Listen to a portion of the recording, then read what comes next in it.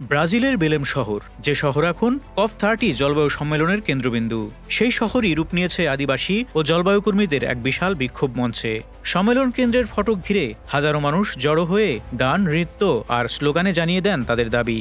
উঁচু কণ্ঠে বারবার ধ্বনিত হয় তেল, কয়লা ও গ্যাস, এই তিন শব্দ লেখা তিনটি বিশাল কফিন নিয়ে বিক্ষোভকারীরা এগিয়ে আসেন, যেন প্রতীকীভাবে জানিয়ে দেন জীবাশ্ম জ্বালানির মৃত্যু চাই। প্রখর রোদের নিচে আদিবাসী দলগুলো হাতে ধরেছিলেন উত্তর আমাদের লেখা প্ল্যাকার্ড। বিশাল আকারের একটি হাতি ও অ্যানাকোন্ডার প্রতিকৃতিও মিছিলে ছিল চোখে পড়ার মতো। 2021 সালের পর এবারই প্রথম কপ সম্মেলনের বাইরে এভাবে জনসমাগমের অনুমতি মিলেছে, কারণ এর আগের তিনটি আয়োজন হয়েছিল এমন দেশগুলোতে যেখানে রাস্তায় জলবায়ু বিক্ষোভের অনুমতি ছিল না। এবার তাই বহু মানুষের জমে থাকা খুব ফেটে পড়েছে রাস্তায়। বিক্ষোভে অংশ নিয়েছিল ব্রাজিলের ফেডারেল ইউনিভার্সিটি অব প্যারার থিয়েটার গ্রুপ হাইড্রা ড্যান্স। এর সদস্য তুগা সিন্তিয়া বলেন, আমরা এখানে জীবাশ্ম জ্বালানির অন্ত্যেষ্টিক্রিয়া আয়োজন করেছি। কপ সম্মেলনের তত্ত্ব আলোচনা যথেষ্ট দেখা হয়েছে, এখন সময় কাজের। এ বিক্ষোভে শুধু ব্রাজিলের আদিবাসীরাই নয়, দেশের তরুণেরা, বিভিন্ন দেশের জলবায়ু কর্মী ও অধিকার কর্মীরাও যোগ দেন।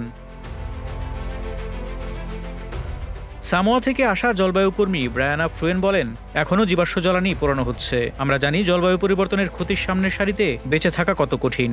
আর ব্রাজিলের বেসরকারি সংস্থা 350-এর সদস্য ইলানের ভাষায় ন্যায় বিচারের জন্য জীবাশ্ম জ্বালানির অবসানের দাবিতেই আমরা মিছিলে জড়ো হয়েছি।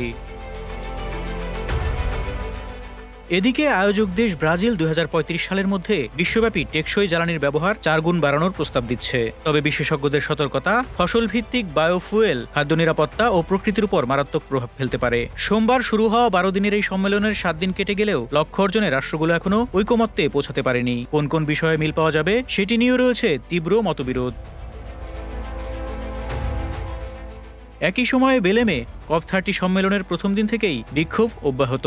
শুক্রবার সম্মেলন কেন্দ্রের প্রবেশপথ আটকে বিক্ষোভ করে আদিবাসী গোষ্ঠী। মুন্ডুরুক সম্প্রদায় তাদের বিবৃতিতে জানায়, আমরাই জলবায়ুকে রক্ষা করি, অ্যামাজনকে বড় কোম্পানির স্বার্থে ধ্বংস হতে দেয়া যায় না। তাদের কণ্ঠে আরও এক স্লোগান, আমরা সবাই ক্ষতিগ্রস্ত।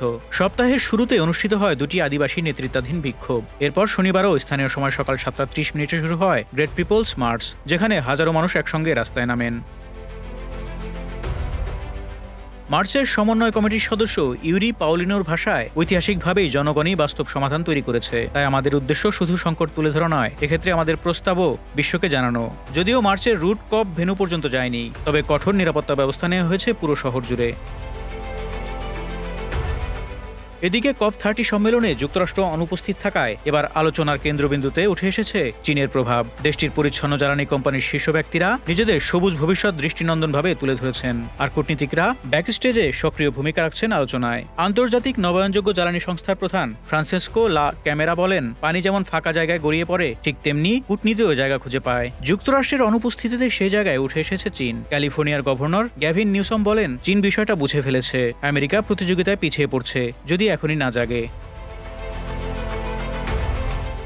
এই জটিল বিশ্ব রাজনৈতিক উত্তপ্ত পরিবেশের মধ্যেই হঠাৎ উত্তেজনা ছড়ায় মঙ্গলবার। বেলেমে COP30 ভেন্যুর প্রধান ফটকে জোর করে ঢোকার চেষ্টা করেন শতাধিক আদিবাসী ও জলবায়ু কর্মী। তারা স্লোগান দেন, টাকা আমাদের খাবার নয়, আমাদের জমি বিক্রির জন্য নয়। পুলিশ ও নিরাপত্তারক্ষীদের সঙ্গে ধস্তাধস্তিতে আহত হন কয়েকজন নিরাপত্তা কর্মী। একজনকে হুইল চেয়ারে করে সরিয়ে নিতে দেখা যায়, আরেকজনের চোখের উপরে ছিল স্পষ্ট আঘাতের চিহ্ন। নিরাপত্তা কর্মীরা ভিড় থেকে বেশ কিছু লম্বা ভারী লাঠিও বাজেয়াপ্ত করেছেন। পরে বিক্ষোভকারীরা সরে গেলে নিরাপত্তা বাহিনী ভেন্যু পুনরায় নিয়ন্ত্রণে নেয়। জাতিসংঘ এক বিবৃতিতে জানিয়েছে, ফটকের ব্যারিকেড ভেঙে ফেলার ফলে সামান্য ক্ষতি হয়েছে, তবে আলোচনার কাজ চলমান আছে এবং ভেন্যু পুরোপুরি সুরক্ষিত। উল্লেখযোগ্যভাবে ব্রাজিলের প্রেসিডেন্ট লুলা দা সিলভা এবছরের COP30-এ আদিবাসীদের গুরুত্বপূর্ণ অংশীদার হিসেবে তুলে ধরেছেন। ইতিমধ্যে নৌকাযোগে এসে আলোচনায় অংশ নিয়েছেন বিভিন্ন গোষ্ঠীর আদিবাসী নেতা। কিংবদন্তি নেতা রাউনি মেটু কটিরে বলেছেন, অ্যামাজন রক্ষায় আদিবাসীদের আরও ক্ষমতা দিতে হবে, কারণ বন রক্ষার লড়াইয়ে প্রথম সারিতে আছে তারা। তিনি আরও বলেন, অ্যামাজনকে বাঁচাতে হলে আমাদের আদিবাসীদের কণ্ঠকে শক্তিশালী করতে হবে। এ যেন বেলেমের বাতাসে ধ্বনিত হওয়া এক সতর্কবার্তা। COP30 সম্মেলনের দেয়ালের ভেতর আলোচনার অগ্রগতি যতটা অনিশ্চিত, বাইরে ততটাই স্পষ্ট মানুষের প্রত্যাশা, জলবায়ুর ন্যায় বিচার, জীবাশ্ম জ্বালানির অবসান আর অ্যামাজন সংরক্ষণের নিশ্চিত প্রতিশ্রুতি। শেষ পর্যন্ত COP30 কি সিদ্ধান্ত নেয় তা ভবিষ্যৎ বলবে। তবে আজ বেলেমের পথে পথে যে গর্জন শোনা গেল, তা বিশ্বকে মনে করিয়ে দিল, পৃথিবীর রক্ষার লড়াই এখন আর কাগজে নয়, মানুষের হাতে, মানুষের কণ্ঠে। Desk report, Dhaka express.